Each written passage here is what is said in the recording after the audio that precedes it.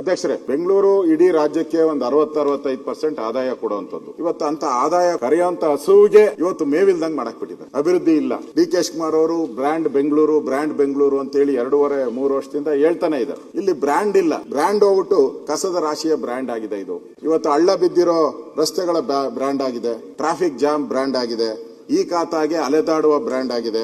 ಅನುದಾನವಿಲ್ಲದೆ brand ಆಗಿದೆ. ಈ ಕೆಂಪೇಗೌಡರು ಕಟ್ಟಿದಂತದ್ದು 5 ಭಾಗ ಮಾಡಿ ಒಂದು ಘಟನೆ, ಸಣ್ಣ ಘಟನೆ ಹೇಳ್ತೀನಿ. ಒಬ್ರು ಫಾರಿನ್ ಇಂದ ಇಂಡಿಯಾಗೆ ಬರ್ತಾರೆ. ಒಬ್ರು ಡಾಕ್ಟರ್ ಏನು ಅಂತ ಹೇಳಿದ್ರೆ, ನಾನು ಇಂಡಿಯಾದಲ್ಲಿ ಒಂದು ಸೇವೆ ಮಾಡಬೇಕು ಅಂತ ಹೇಳಿ ಇಂಡಿಯಾಗೆ ಬರ್ತಾರೆ. ಸೇವೆ ಮಾಡಬೇಕು ಅಂತ ಪತ್ರಿಕೆಯಲ್ಲೂ ಬಂದಿದೆ, ಎಲ್ಲಾ ಪತ್ರಿಕೆಯಲ್ಲೂ ಬಂದಿದೆ. ಒಂದು ಆಪರೇಷನ್ ಇರ್ತದೆ ಮಣಿಪಾಲಲ್ಲಿ. ಅಲ್ಲೇನಾಗ್ತದೆ, ಟ್ರಾಫಿಕ್ ಜಾಮ್ ಆಗೋಡುತ್ತೆ. ಟ್ರಾಫಿಕ್ ಜಾಮ್ ಆದಾಗ ಮನುಷ್ಯ 4 ಕಿಲೋಮೀಟರ್ ದೂರದಲ್ಲಿ ಕಾರ್ ನಿಲ್ಸ್ಬಿಟ್ಟು ಓಡ್ಕೊಂಡು ಬಂದಿದ್ದಾನೆ. ನಡ್ಕೊಂಡಲ್ಲ, ಓಡ್ಕೊಂಡು ಬಂದು ಆಪರೇಷನ್ ಮಾಡಿದ್ದಾನೆ. Heart operation. Is art specialist.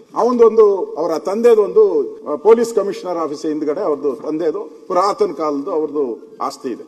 ಆಸ್ತಿನ ಅವರು ಮಕ್ಕಳಿಗೆ ಅಂದ್ರೆ ಇವ್ರಿಗೆ ಅಕ್ಕ ತಂಗಿದಿರಿಗೆ ಭಾಗ ಮಾಡ್ಕೊಡಕ್ಕೆ ಆಗ್ತಾನೆ ಇಲ್ಲ. ಈ ಸರ್ಕಾರ ನೋಡಿದ್ರೆ ನಾವು ಸಾಫ್ಟ್ವೇರ್ ಮಾಡಿದಿರಿ, ಈ ಖಾತಾ ಮಾಡಿದಿರಿ, ಆ ಖಾತಾ ಮಾಡಿದಿರಿ, ಓ ಖಾತಾ ಮಾಡಿದಿರಿ ಅಂತ ಆನು ಇಲ್ಲ, ಓನು ಇಲ್ಲ.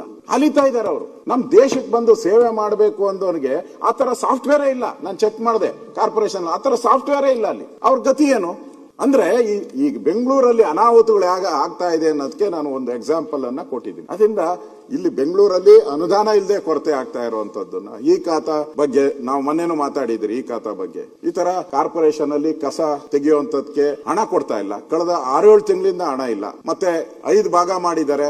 5 ಭಾಗದಲ್ಲೂ ಕೂಡ ಎಲ್ಲರೂ ಅರ್ಜಿಗಳು ಹಾಕಿದ್ದಾರೆ. ನಮ್ಗೆ ದುಡ್ಡು ಕೊಡಿ ಅಂತ 500 ಕೋಟಿ 600 ಕೋಟಿ ಕೇಳಿದ್ದಾರೆ. ಒಬ್ಬರಿಗೂ ಒಂದು ನಯಾ ಪೈಸಾ ಅನುದಾನನೂ ಕೊಟ್ಟಿಲ್ಲ. ಈಗ ಅದೇನೋ ಬಾಂಡ್, ಗ್ರೀನ್ ಬಾಂಡ್ ಅಂತೆ, ಎಷ್ಟು 40,000 ಕೋಟಿ. ಅದೇನಾದ್ರೂ ತಗೊಂಡ್ಬಿಟ್ರೆ ಇಡೀ ಬೆಂಗಳೂರ ಮೇಲೆ ಚಪ್ಪಡಿ ಎಳ್ದಂಗ ಆಗೋದು. ತೀರ್ಸೋರು ಯಾರು? ಇವರು ಬಾಂಡ್ ಏನೋ ಮಾಡ್ಬಿಡ್ತಾರೆ. ತೀರ್ಸೋರು ಯಾರು? ಮುಂದೆ ನಮ್ಮ ಆದಾಯ ಎಷ್ಟು ಕಾರ್ಪೊರೇಷನ್ದು?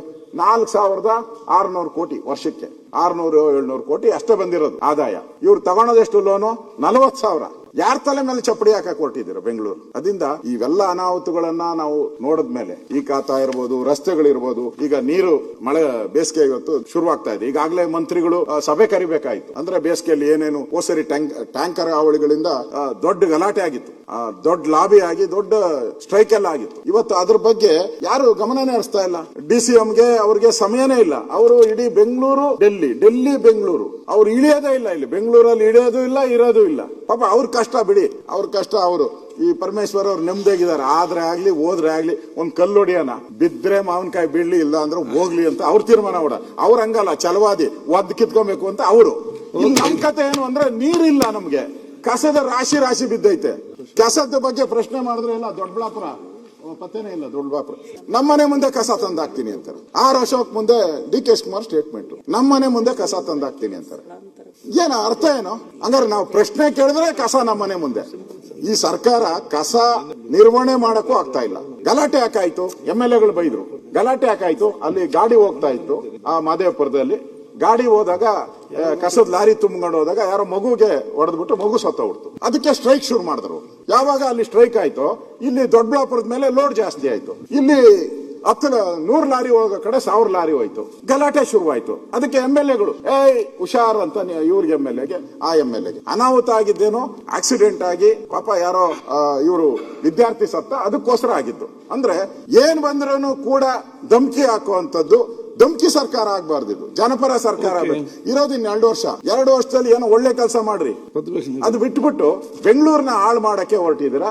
ಇದರ 60 ಇದನ್ನ ತಂದಿದ್ದೀನಿ. ತಾವು ಇದಕ್ಕೆ 60 ಅನುಮತಿ ಕೊಡಬೇಕು ಅಂತ ವಿನಂತಿಯನ್ನ ಮಾಡ್ತೀವಿ.